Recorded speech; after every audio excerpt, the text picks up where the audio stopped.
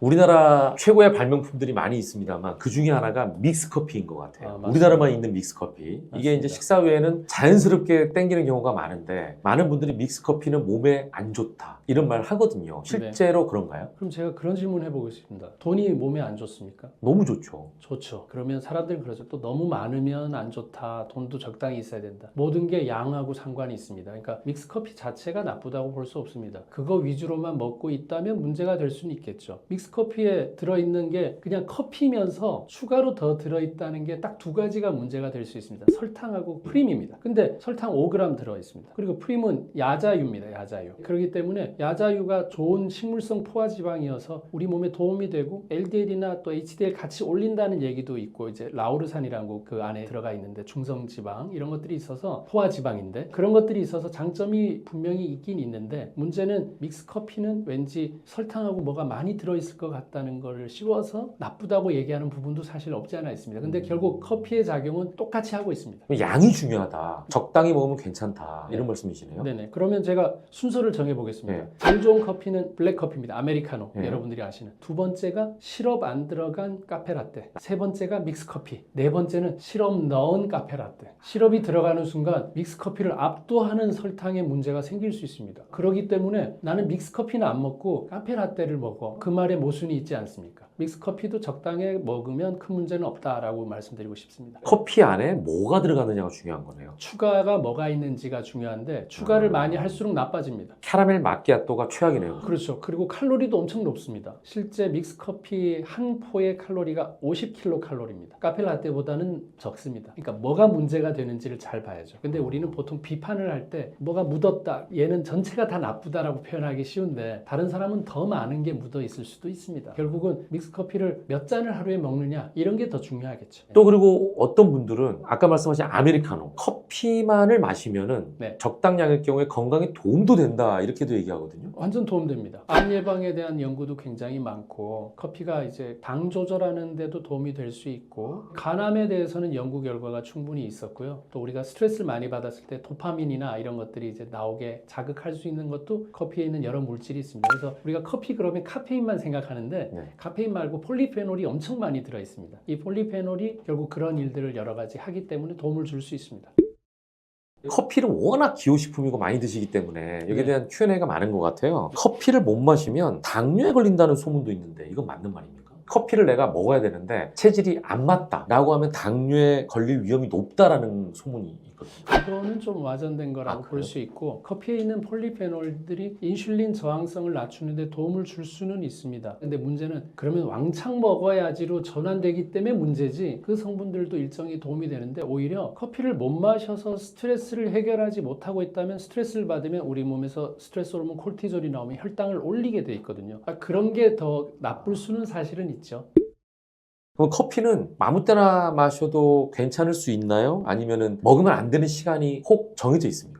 근데 커피는 믹스커피도 마찬가지인데 식후에 먹는 게 사실은 좋습니다. 아, 식전보다는? 네네네. 소화에도 좀 도움이 될 수 있고 커피에도 산 성분이 있어서 위장장애 있는 사람들은 그 산을 피해야 되지만 오히려 도움되는 부분들도 있거든요. 그리고 식후에 한 잔 정도 드시는 게 오히려 좋고 속이 비어있는데 먹었을 때 괜찮은 분들은 물론 있는데 오히려 속 쓰리고 위험한 분들도 사실은 있습니다.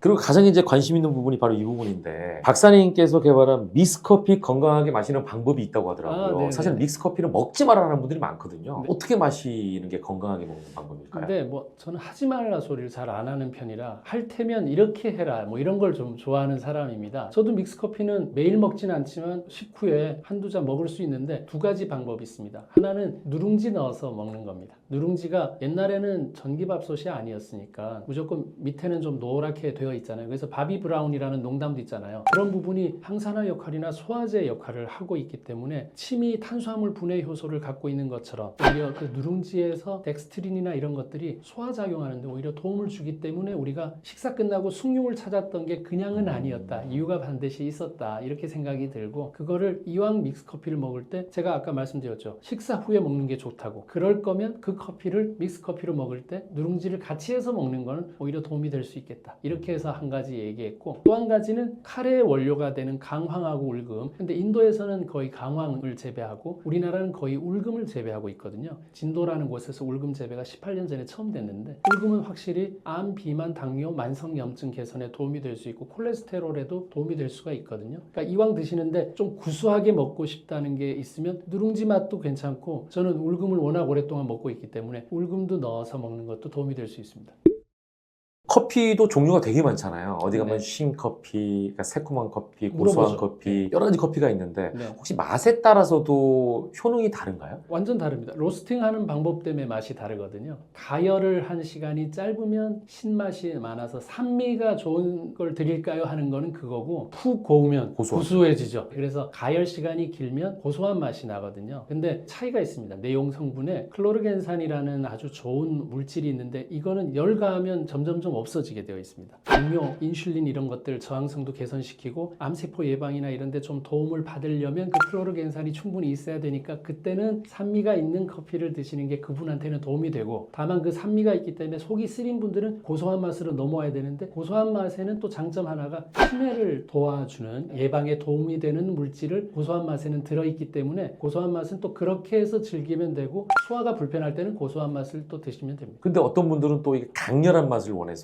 탄 거 같은 원두를 좋아하시는 분도 계시거든요. 그건 안 좋겠죠. 그렇죠. 그러니까 얼마나 많이 볶았냐에 따라서 맛이 달라지는데, 너무 탄 걸 많이 써서 구수하게만 느껴지는데 쓴맛이 많이 나는 거는 건강에는 사실 그렇게 좋지 않습니다. 아크릴 아마이드라는 물질이 왜 감자튀김 같은 데도 노랗게 갈변되면서 마이야르 반응이 생기는데, 그런 게 너무 진하게 되면은 결국 우리 탄 음식이 좋지 않다고 얘기한 것처럼 그런 것들은 좀 피해야지 되지 않을까 생각됩니다. 커피를 마시면 화장실을 가고 싶어지는 경우도 있거든요. 그러면 변비가 걸렸을 때라든지 뭐 이런 경우에 혹시 커피가 도움이 된다고도 볼 수 있나요? 우리가 왜 커피 마시는 것도 그렇고 담배 필 때도 그렇고, 담배가 가직과 식물이거든요. 그런 걸 먹었을 때 빨리 변 보고 싶어 하는 사람, 그리고 흡연하는 사람들이 화장실에 앉아서 흡연하면서 변 보는 사람 많잖아요. 그 클로르겐산이라는 물질이 변의를 느끼게 해줄 수 있습니다. 그래서 살이 안 찐다는 사람 있죠. 근데 왜 금연을 했더니 살이 찐다고 하는 사람들이 있는 것처럼 그게 클로르겐산이 있습니다. 그래서 만약에 그 도움을 받고자 한다면 산미가 있는 커피를 드시는 게 조금 더 도움이 될 수 있다고 저는 생각합니다.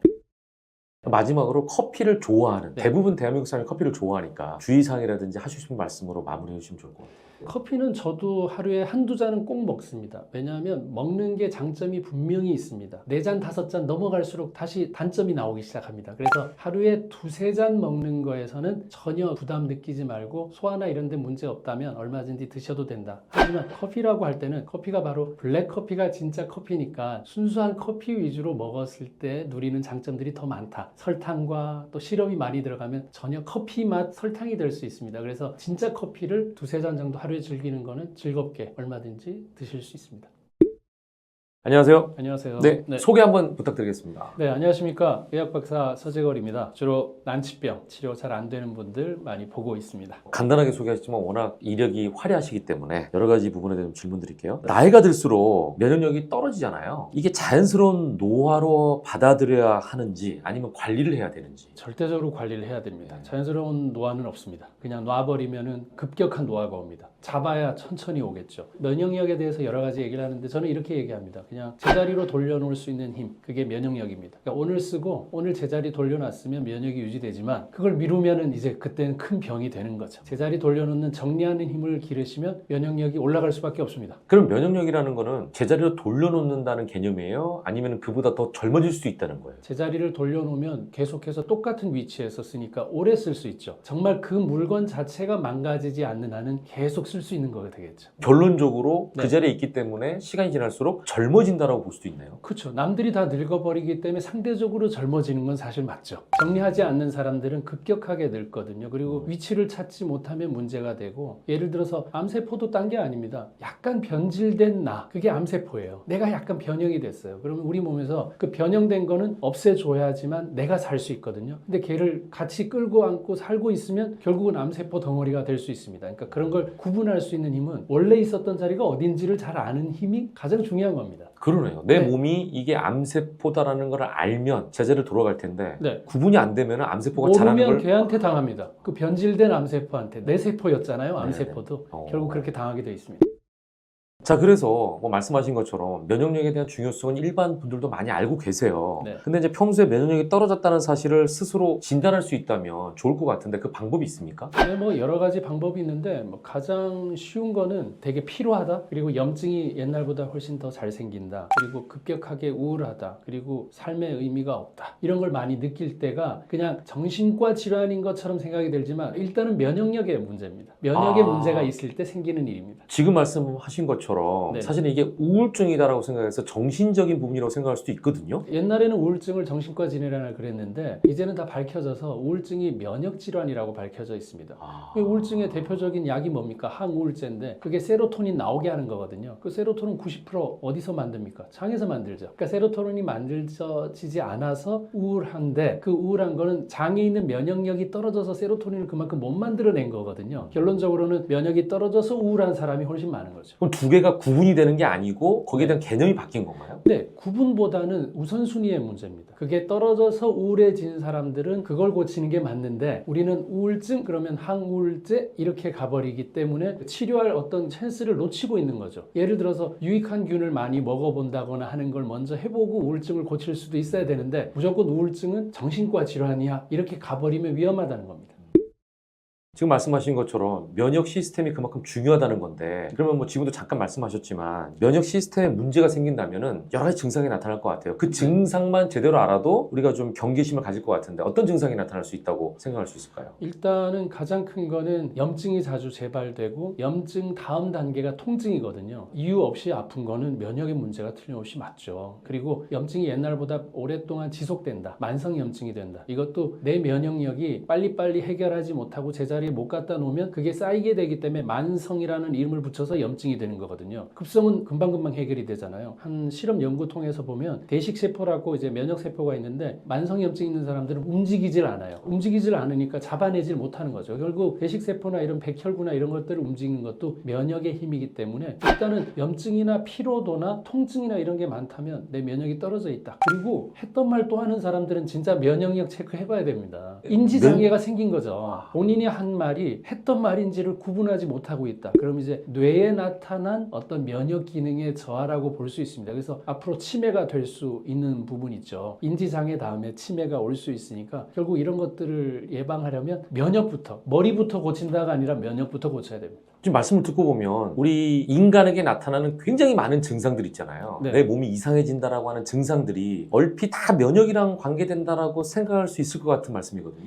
그러니까 우리가 산소를 마셔야 살고 음식을 먹어야 당분을 먹어야 사는 게 너무 뻔한 소리 같은데 그게 당연한 얘기인 것처럼 시작은 우리가 음식이 들어왔는데 입으로 들어온 건 우리 몸에 들어온 게 아니죠. 소장을 통과해서 혈액으로 들어왔을 때만 우리 몸에 들어온 거거든요. 그러면 우리 몸에 어떤 게 들어왔느냐부터가 우리 몸에서 시작인데 그 시작이 잘못됐다가 우선순위가 돼야지만 질병을 치료할 수 있지 않겠습니까? 근데 질병은 이름이 많죠. 당뇨다 뭐다 뭐 혈압이다 이런 게 많지만 근본적인 치료는 외부에서 뭔가가 들어와서 우리 몸에서 잘못 일어난 일의 결과 아닐까요? 그렇다면 거기서 첫 관문이 결국 소장에 있는 여러 가지 유익한 균들이 충분하면 좋은 음식물이 들어올 거지만 그게 부족하면 좋은 음식물이 밖으로 나가버리고 안 좋은 게 들어와 버리면 그때부터 생기는 수많은 일들이 질병입니다. 그래서 면역이 우선적으로 검토돼야 됩니다. 말씀을 들어보면 모든 거의 베이스는 일단 면역이네요. 베이스죠. 모든 예. 게 다는 아니지만 기본은 이거부터 체크해 봐야 된다. 그건 확실히 맞습니다.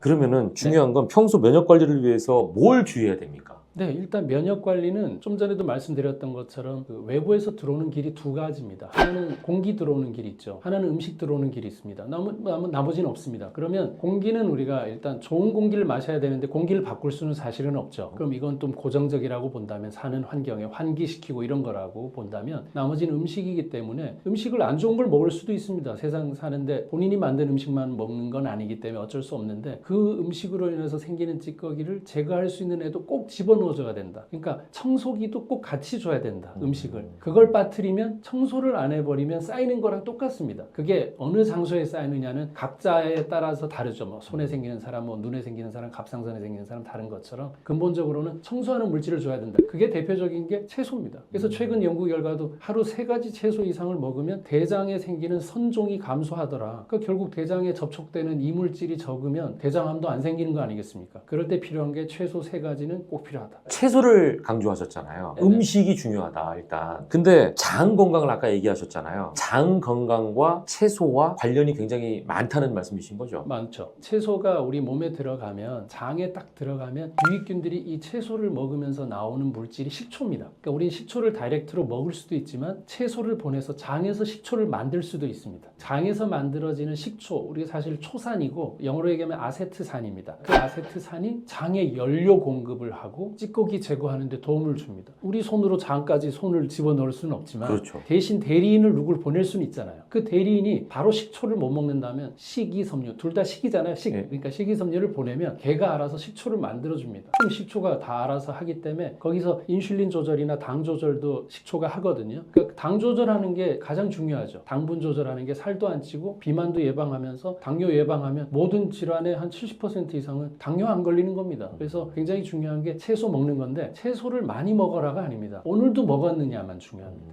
먹고 지나가라. 항상 그거 기억하시면 좋겠습니다. 네, 채소 강조하시면서 장과의 연관성을 얘기하셨잖아요. 네네. 그러면은 계속 장을 얘기하는 게 면역력이 장과 직결되는 거예요? 직결됩니다. 예를 들어 스트레스를 받잖아요. 네. 스트레스를 받으면 어디로 받는다고 생각하십니까? 뇌로 받는다고 생각하는 그렇죠. 거예요? 뇌라고만 생각했죠. 네. 그게 옛날 얘기입니다. 아까 우울증도 뇌라고 얘기했잖아요. 그게 아니라 받을 때는 장에 받습니다. 장에 있는 점막에 분비성 면역 글로불린 A라는 물질이 있는데 얘가 있어야만 면역 작용을 합니다. 근데 그런 애들이 확 사라집니다. 그럼 줄어들면 들어와서는 안 되는 아무나 애들이 막 우리 몸으로 이제 진짜 통과해서 들어와 버리게 되죠. 그럼 스트레스를 받으면 아무나가 통과가 돼서 혈액을 타고 전신으로 가니까 스트레스를 받았더니 여기 뾰루지가 생기고 여기 피부에 문제가 생기고 여기 염증이 생겼다. 당연히 맞는 얘기입니다. 장의 수비수가 망가졌다. 그렇게 볼 수 있거든요. 그래서 장의 방어력과 그 면역력이 절대적으로 우리 혈액을 관장하게 돼 있고 혈액은 전신을 돌기 때문에 어느 장소에든 병을 만들 수가 있기 때문에 미연에 차단하는 방법은 장에서 차단하는 게 가장 옳다. 이렇게 볼 수 있습니다. 그러면은 결론적으로 면역력은 장 건강과 직결된다라고 볼 수 있는 거예요? 직결되죠. 장에서 결정하는 게 70%입니다.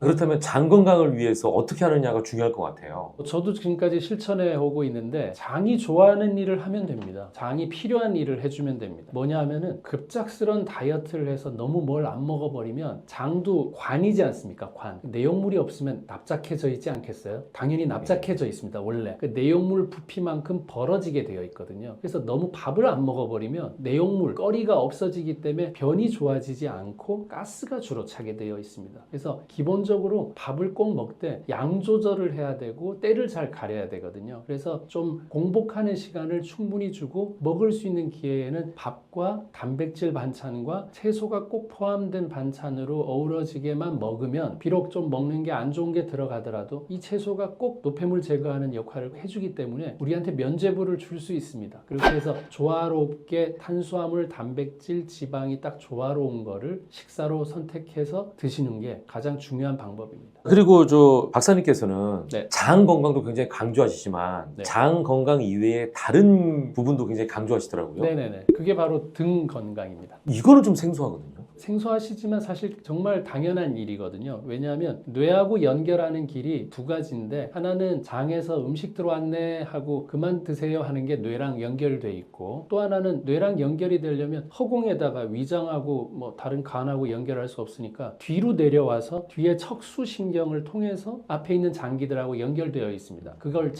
자율신경계라고도 얘기를 하고 교감신경, 부교감신경 얘기를 하는데 우리가 바쁜 일상에 야, 위 좀 움직여 이렇게 명령하지 않잖아요. 네. 알아서 하죠. 그러니까 알아서 하는 걸 자율신경계라고 하지 않습니까? 그렇기 때문에 그 알아서 하는 거를 누가 알아서 하느냐? 등에서 알아서 합니다. 근데 이게 구부려져 있고 라운드 숄더라고 이렇게 돼 있고 네. 어디 눌려 있으면 그 장소에 해당하는 연결된 장기는 기능을 못하게 되어 있습니다. 그래서 우리가 등을 쓰다듬으면 갑자기 트림이 나온다거나 하는 네. 이유는 위를 지배하는 신경이 견갑골 사이에 있기 때문이고요. 그리고 경추 3, 4, 5번에서는 횡격막 지배하는 신경이 나옵니다. 그래서 딸꾹질을 하거나 호흡이 잘 안 될 때 우리가 폐를 만지려고 하지만 실제 접근이 어렵지 않습니까? 횡격막을 어떻게 또 만집니까? 그렇죠. 네. 그러니까 우리가 신호 전달하는 스위치를 눌러야 된다는 생각을 해야 됩니다. 그 스위치는 다 등에 있고요. 경추 3, 4, 5번을 저는 딱 눌러서 치료를 하게 되면 횡격막이 안정되면서 호흡이 옵니다. 스위치를 버튼이 등에 있다는 걸 여러분이 잊지 않고 등을 자세를 바로 가지는 게 굉장히 중요하다는 걸 꼭 기억하셔야 됩니다. 장과 등은 어떻게 보면 가까이 있는 곳이기도 하고 네, 그게 똑같은 이유가 네. 우리가 우리가 아무리 훌륭한 인력이 여기 있어도 명령하지 않으면 움직이지 않잖아요. 신호를 누가 받아야 야 이거 뭐 옮겨 해야 옮기죠. 옮길 수 있는 사람은 너무 많은데 아무도 신호를 보내지 않습니다. 그러니까 알 수 없는 병과 치료되지 않는 병의 특징은 신호의 문제일 때가 훨씬 많습니다. 하지만 우리가 검사는 어떤 거냐면 사람들 잘 있는지, TV는 잘 있는지, 냉장고는 잘 있는지는 검사로 알 수 있는데 거기 전선이 연결이 끊어졌는지, 스위치가 안 눌렸는지를 검사하지 못하기 때문에 질병을 발견하지 못합니다. 결국 거기서 답을 찾아야 되는 게 요즘 사람들은 너무 많습니다. 왜냐? 요즘은 다 잘 먹지 않습니까? 사실 못 먹는 사람은 사실 없지 않습니까? 신호가 꺼져 있는 사람이 훨씬 많고 신호가 잘못되어 있는 사람이 훨씬 많습니다. 그걸 누가 받느냐? 뇌에서 뒤로 받아서 장기들이 앞에 있기 때문에 앞으로 못 받습니다. 뒤에 척추라는 애들로 다 감싸서 보호를 시키면서 거기서 신경줄이 나와서 각자 연결을 하고 있기 때문에 등을 관리하는 게 정말 중요한 면역의 방법입니다. 그러면 이건 진짜 그냥 궁금증인데요. 네. 어르신들이 약수터 가면 나무에 등치기 하잖아요. 그렇죠, 그렇죠. 이건 괜찮을 거예요.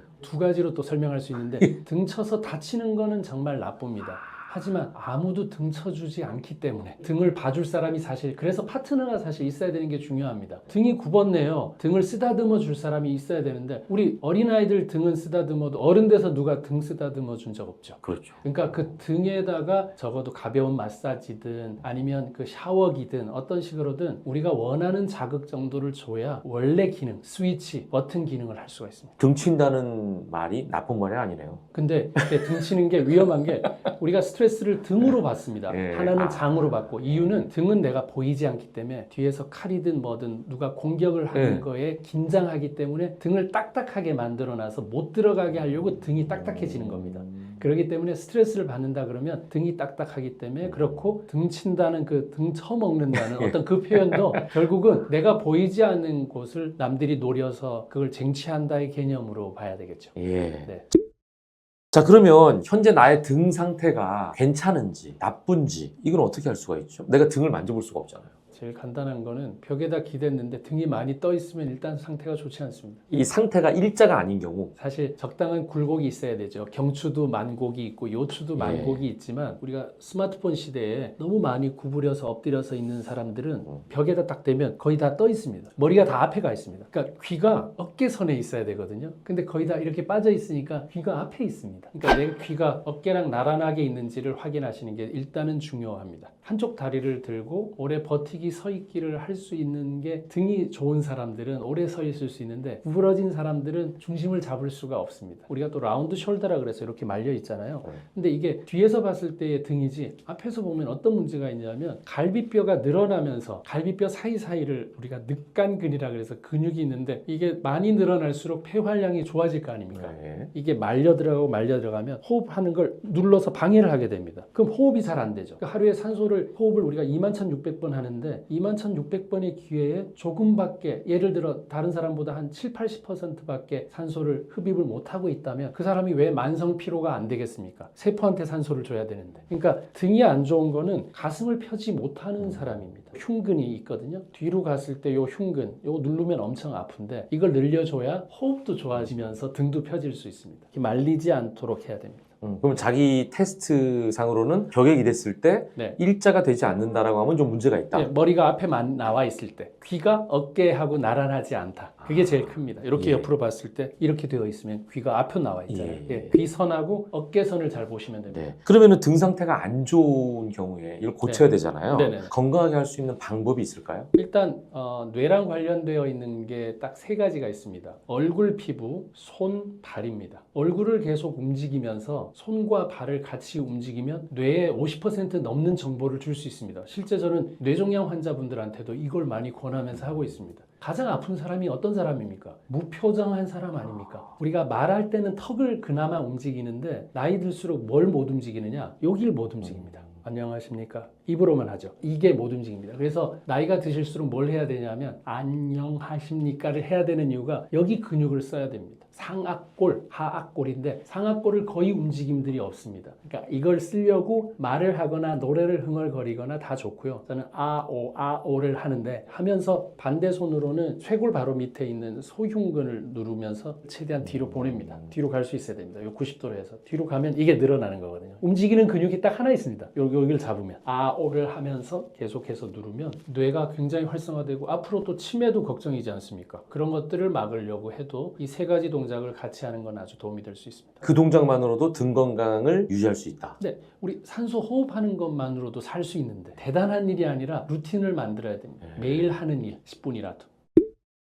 자, 우리 주변에 보면 네. 암 환자들이 너무나 많잖아요. 맞습니다. 사실 이렇게 암이 이렇게 흔한가 싶을 정도로 많은데 그러다 보니까 나도 혹시 암에 걸리면 어떡하지 이런 걱정이 있거든요. 암은 왜 생깁니까? 너무 기초적인 질문이면서 근본적인 질문인데요. 첫 번째, 암의 원인 30%는 음식, 나머지 30%는 흡연입니다. 5%가 유전입니다. 나머지가 있고요. 음식을 잘 먹고 담배를 안 피면 60%입니다. 대주주, 최대 주주가 될 수 있습니다. 암 안 생기는데. 그러니까 그만큼 유전이기 때문에 나는 안 될 거야 라기보다는 잘못 먹어서 다른 습관 때문에 이제 이렇다는 걸 일단은 인정하시면 너무 좋을 것 같고요. 두 번째는 세포의 입장에서 생각 좀 해주셔야 됩니다. 세포 입장. 옛날에 우리가 관심 있었을 때는 동식물에 관심 있죠. 동물과 식물. 저도 좀 이게 노력을 많이 했던 분야지만 유산균과 이 미생물을 연구를 하게 되면서 이제 우리 국민들이 미생물을 알게 됐어요. 왜냐하면 유산균이라는 걸 알게 되셨으니까. 근데 요즘 MZ세대들은 뭐 하는지 아세요? 무생물을 좋아합니다. 무생물이요? 내가 다룰 수 있고 내가 부담 안 되고 내 마음대로 할 수 있는 대상. 그래서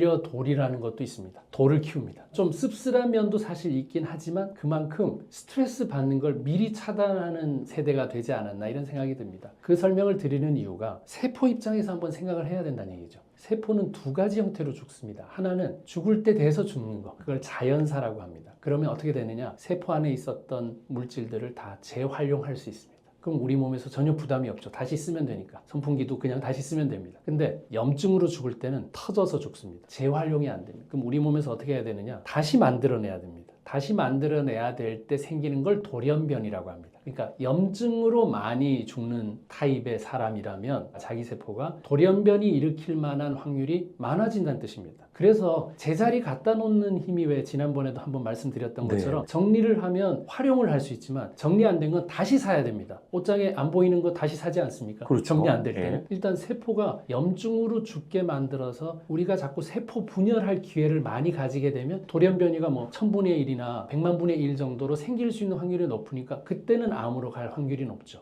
세포가 자연사할 수 있도록 내가 내 세포에 도와주는 게 암을 예방하는 가장 중요한 방법입니다. 그러니까 내 세포가 자연스럽게 늙고 죽을 수 있도록 하는 게 암을 방지하는. 걔가 일 다 하고 네. 자기 죽을 만한 세포들도 다 수명이 다 다르지 않습니까? 그렇죠. 때 돼서 죽은 거는 문제가 없습니다. 하지만 네. 급하게 죽는 거는 다쳤다, 스트레스를 받았다, 염증 생기는 거는 급하게 만들어내야 됩니다. 그게 문제입니다.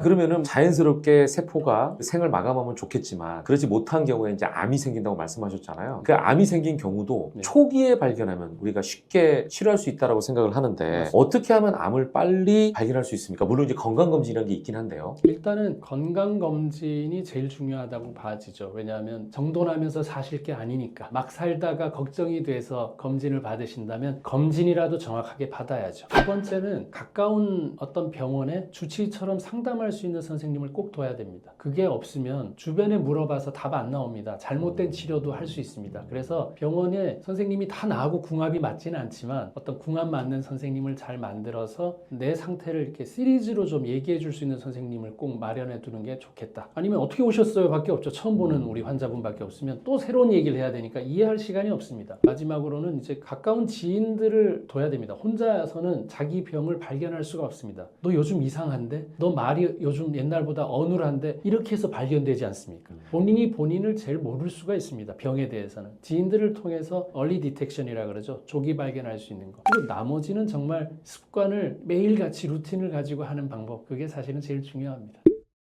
자, 이제 암 종류가 너무 많잖아요. 그래서 뭐 하나하나 걱정하면 너무 두렵기도 한데 그 중에 특별히 주의해야 할 암이 있을까요? 예를 들자면 어린 나이에도 걸릴 수 있는 확률이 높다든지 또는 가족력 때문에 쉽게 걸릴 수 있다든지 뭐 이런 요소에 의해서 주의해야 할 암 네. 뭐라고 생각하세요? 주의해야 할 암과 돈 많이 드는 암과 좀 다른 개념이어서 말씀을 드리면 우리가 암 통계를 우리나라도 쭉 보면 어릴 때는 딴 게 없습니다. 백혈병, 갑상선암, 그 다음에 유방암입니다. 그러니까 다른 암이 웬만큼은 안 생깁니다. 20세인데 대장암입니다. 있을 수 있죠. 저도 그런 환자 고등학교 3학년 암 보긴 했었지만 이건 지금 확률적인 통계적인 문제니까. 젊을 때는 백혈병, 젊은 나이가 지나면 어린 나이에도 갑상선암 많이 옵니다. 그 다음에 유방암입니다. 그 다음에 같이 늘어가는 게 대장암, 위암. 그래서 우리가 위암 검사는 40세부터 하고 대장암 검사는 50세부터 하는 이유가 그 나이 때부터 많아지기 때문에 하는 건데 점점 당겨지고 있습니다. 그래서 대장암도 지금은 45세, 40세 때 내시경 해보라고 얘기를 하고 있거든요. 일단은 위암대장암은 내시경으로 발견할 수 있는데 가성비에 대한 문제, 돈이 많이 들고 하는 문제는 역시 췌장암이나 폐암 같은 겁니다. 사망률도 너무 높고 그리고 치료 기간도 또 치료 성적도 제일 안 좋은 게 아직까지는 그렇습니다. 그러면 췌장하고 폐암 안 걸리려면 대표적인 거는 흡연을 안 해야지 되겠고 대표적인 겁니다. 췌장암이면 그래도 본인이 할 수 있는 건 당뇨 안 걸려 있어야 됩니다. 그러니까 이 두 가지는 적어도 하면 그걸 예방되지만 그 다 하면서 발견 안 될 수 없나요 하기는 되게 복잡한 얘기가 될 수 있습니다. 폐암, 췌장암이 그래도 결과가 안 좋고 성적이 안 좋은 암이라고 볼 수 있겠습니다. 말씀 들어보니까 나이에 따라서 좀 주의해야 될 암이 달라집니다. 달라진다.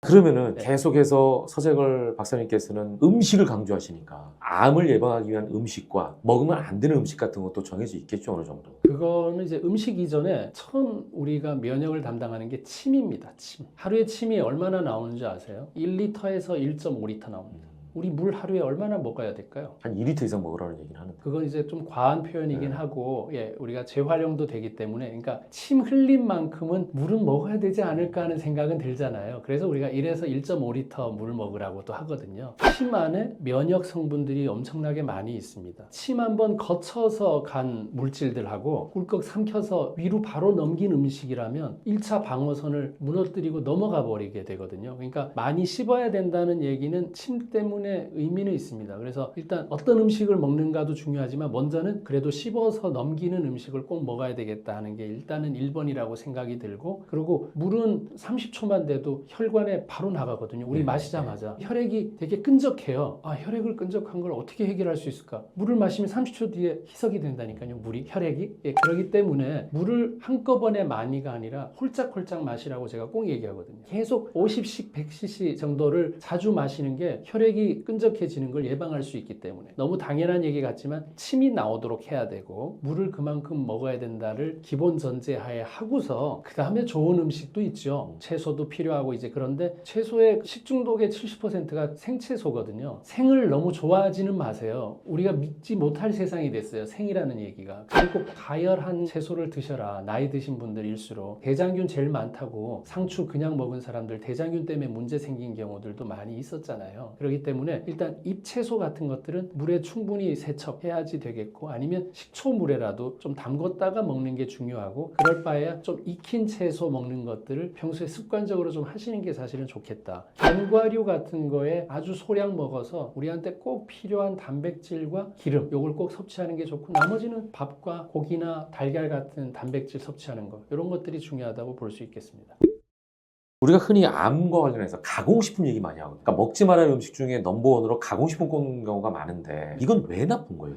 떠나서 가공식품은 일단은 산성화시키는 식품이 많습니다. 일단 가공됐으니까 본연의 물질이 아니면 우리 몸에서는 여러 가지 일을 해야 되니까 에너지를 많이 써야 됩니다, 실제. 그렇기 때문에 가공식품은 우리 몸을 산성화시키는 물질의 대표적인 것 때문에 1번이고 뭐 그 안에 불순물이나 이런 것들도 있겠죠. 근데 더 중요한 건 그겁니다. 가공식품만 위주로 먹고 있다는 게 돼버리기 때문에 문제입니다. 가끔 가공식품이 아니라 주로 다 패스트푸드나 밖에서 사 먹고 있다면 거기에 뭐 나트륨이든 뭐 설탕이든 너무 많은 것들이 유해한 부분이 많이 있기 때문에 일단은 비율을 줄여야 됩니다. 3일에 한 번 정도 가공식품이 들어간 정도 먹는 비율이면 나쁘진 않다. 근데 매일 먹고 있다면 쌓이면 암이 된다니까요. 암이 바로 안 생깁니다, 절대. 여러분들의 꾸준한 노력이 있어야 암도 생기는 겁니다. 역설적이네요. 꾸준하게 하면 뭐 시험도 통과할 수도 있지만 반대도 꾸준한 게 뭐가 답을 이룹니다. 중단해야 될 때 빨리 중단하셔야 됩니다.